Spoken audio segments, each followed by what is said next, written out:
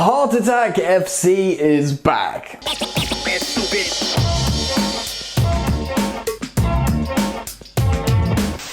What's going on, everybody? Welcome back to Football Therapy with me, your host Jan. I do hope you're all doing well today, man. I can barely talk.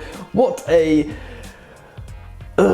intense ending to what should have been an easier game. Crystal Palace 2, Chelsea 3. All 3 points gained at Selhurst Park, but my word, dude, Chelsea made hard work of that towards the end. I feel like I should praise Crystal Palace because they gave us a game after playing poorly recently. Sod's law, they play well against Chelsea, man. It always happens that way. Goals from Giroud, Pulisic, Zaha, Benteke, and Tammy Abraham, who really needed a goal. Anyway, the most important thing, apart from having a heart attack after this game, is Chelsea has secured all 3 points. They've regained their 5-point buffer. Teams like Leicester, Manchester United, Wolves are all still yet to play, so we can breathe. We had a lovely goal from Christian Pulisic. We had some lovely performances, most notably Mason Mount, Pulisic. Hey, Giroud at the beginning, but Chelsea once again, once they concede a goal, usually by a set piece or a worldie, kind of a worldie in this instance, Kepa questionable, they crumble. Same problems today, man, and we're going to talk about that. Oh yeah, quick reminder to subscribe to Football Therapy if you've not yet done so, mate. Jump aboard, jump on the train, hit the bell notifications icon. It's important, and if you want to do me a favour and help me out, mate, please do drop a like on this video. Alright, let's get into it. Alright, to give you the full context of the game, we're going to open the analysis screen and show you the who scored graphic. Right, here's the lineup. You can see Frank Lampard went with his normal 4-3-3. Azpilicueta and Reece James played at fullback yet again with the positive partnership of Andreas Christensen and Kurt Zouma in the centre-back positions. Interestingly enough, we knew N'Golo Kante could not play, and the big question was, would he play Jorginho or would he play Billy Gilmour? Well, he played Billy Gilmour, so everyone was thinking, boy, that is it. He's done. Jorginho will not feature for Chelsea again, although he came off the bench later on and actually calmed the game down for a short period and looked pretty good, actually. Billy Gilmour was flanked by 2 attacking 8s in the shape of Mason Mount and Ross Barkley, and the front 3 is another familiar set of players, which was Olivier Giroud, Willian and Christian Pulisic, the boy on fire. The opening 25 to 30 minutes of this match, Chelsea looked just completely dominant. It looked like we were gonna rack up a cricket score. By the time of the second goal as well, it really did look like we were gonna, put Crystal Palace to the sword, but things didn't go down like that, man. Anyway, the first goal came from really, not entirely, but Gary Cahill tearing his hamstring, it looked like. A very sad sight, by the way. Chelsea legend, maybe, questionable, but Chelsea great. He tears his hamstring, Willian pulls away, he combines with Olivier Giroud, who holds his run perfectly and slots it away. Olivier Giroud has been good for Chelsea of late. And of course, Willian has been excellent too, but I'll talk about him a little bit more shortly. I think it was after the war break, Christian Pulisic gets his goal, a lovely little bit of work in the box, shimmies the defender and hits it with his weaker left foot and rifles it into the top of the net. An excellent finish. This is the point where everyone's thinking, right, Chelsea are absolutely gonna boss this game. But Wilfried Zaha scores at, 30-yard plus banger? I don't know exactly how far out. He hits it incredibly well. It's a beautiful world-class hit, but he puts it quite centrally in the goal. Kepa doesn't get to it. His hand is too short. Is he too short, or should he just be doing better? You decide. It didn't cover him in glory, in my opinion. So it's 2-1 and the game becomes a bit of a ding-dong. Palace actually come out of their shell and they're suddenly reborn after this goal, and Chelsea do quite the opposite. They do that, oh my god, we're not indestructible attacking football team. In fact, we're quite insecure defensively, and now we're going to collapse and fall apart. Frank Lampard makes some changes. He brings on the like of Tammy Abraham and also Ruben Loftus-Cheek in the midfield. These two actually combine for a goal. This is the exact reason I want Ruben Loftus-Cheek playing in central midfield and not left wing, because he can pick up the ball from central areas and from deep, drive forwards and combine or indeed score himself, and he put in a lovely deft assist for Tammy Abraham. That's exactly what I want to see Ruben there. Maybe Frank Lampard's reluctant to play him in the midfield just at the moment because there's so much responsibility on Frank Lampard's midfielders to do so much systemic work, pressing work, defensive work, and although he's really good going forwards, maybe he thinks Ruben's not quite ready for those responsibilities. but as soon as he's up to speed, he does his best work from midfield, man. Chelsea's 3-1 lead does not last long at all. Benteke we get completely carved open, and Benteke's on the end of a move for a tap-in.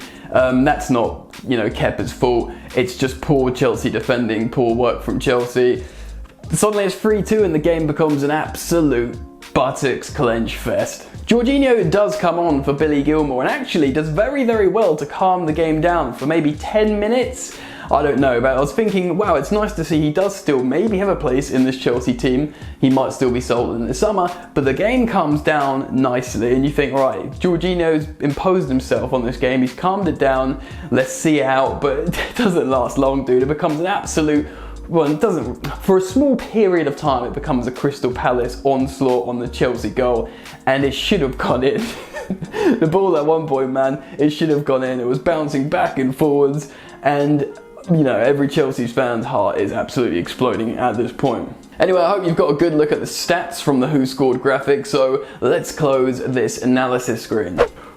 Right, so I'm only just chilling out, man. I'm filming this right after the full-time whistle, after sitting there watching those final 3 minutes. Chelsea probably should have scored it right at the end as well, but they looked panicky, man. Crystal Palace, the pressure's off. Remember, at the beginning of the game, Chelsea looked like the team that was actually playing for something, which was true. Chelsea were really the only team that was playing for something. But then when Palace scored that great goal from Zaha, they could express themselves. They were like, oh yeah, the pressure's completely off us. The pressure's completely on at Chelsea. Let's express ourselves a little bit more. Let's give Benteke the first goal in 1,000 years to really rub it in Chelsea's face, and let's put the pressure on, man. And they did that. Kudos to Crystal Palace. It was a really entertaining game if you're not a Chelsea fan, I suppose, and it wasn't easy, but like I said at the beginning of the video, Chelsea got the 3 points. That's the most important thing. We'll learn from what happened in this game. Hopefully Chelsea at this point are just trying to see out the season, finish in the top 4. They know they've got big reinforcements coming in the summer, and Frank Lampard can completely readdress the way he wants to play,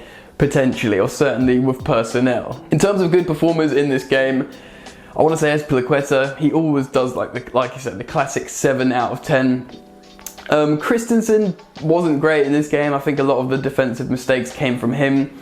Zuma, I don't think either was amazing. Zuma was the better of the two. He did a couple of good defensive actions, and for me, he just did the sensible clear your lines. These times when Chelsea don't clear the ball, it's usually Rudiger overplaying and the opposition can come in and score. Zuma cleared his lines. I like that. Billy Gilmour was pretty good in the 6th role. He had a couple of good passes. He also had a couple of missed passes, but not classic vintage Billy Gilmour from his 2 excellent games, but he was all right. Mason Mount was excellent.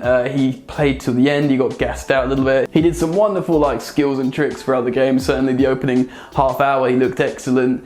Always threatening, nearly scored a goal, passing it into the bottom left-hand corner with Gaeta making a good save just to keep it out. Very, very good work from Mason Mount. Ross Barkley did a couple of good things. He made an excellent pass, cross-field diagonal, that was Pirlo-esque.